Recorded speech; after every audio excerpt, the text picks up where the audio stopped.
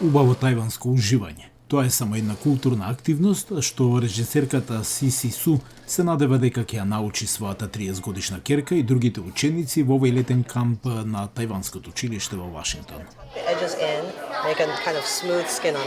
Многумина овде се деца или внуци на тајвански мигранти. Кога не се во кампот, Су вели дека е среќна што овие студенти можат да видат луѓе што личат на нив на екраните. Навистина уживам во представувањето во медиумите. Азиските американци може да бидат суперхерои. Су може да се поврзе со некои од сцените во новото ТВ шоу на Дизни American Born Chinese. Се сеќавам дека моето име погрешно го изговара. Апсолутно се сеќавам дека еден сосема нов азиски ученик, кинески ученик, всушност дојде во моето основно училиште, додека јас бев назначена за водич за тој нов ученик. Is there a Jim Wang here? Wang. This is Wayne Chung. Wei Chen. He's a new student and he's Chinese, like you. Некои холивудски продукции беа обвинети за самоцензурирање за да не го налутат Пекинг и да ги подобрат нивните шанси да го завземат големиот кинески филмски пазар, но се чини дека тоа се промени.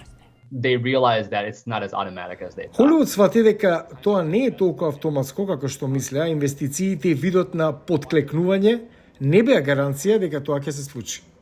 Бидејќи пристапот до кинескиот пазар не е загарантиран, Холивуд се чини дека се држи до универзалните теми кога раскажува азиско-американски приказни.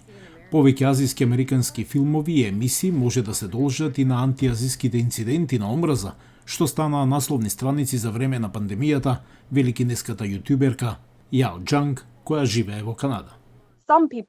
Некои луѓе, особено кинезите, сакаат да му покажат на светот дека не сме сите шпиони. Некои од овие студенти би сакале да видат повеќе ликови со потекло како нивното.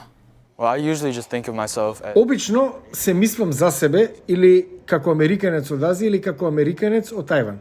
Јас навистина не се поистоветувам со кинески американец толку многу. Азиците се најбрзо растечка расна и етничка група во САД, а исто така расте и бројот на азиски американци кои сега работат во Холивуд, вели професорот по филмски студии од Хонг Конг Джейсон Коу. Гледаме нова генерација таленти кои некако порасна во индустријата од 90-тите, кои го достигнуваат тоа ниво во индустријата каде што го има тоа влијание.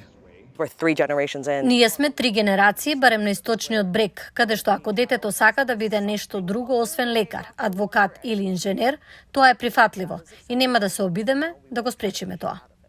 Надвор од кампот, керката на Су засега се занимава со глума, рекреативно.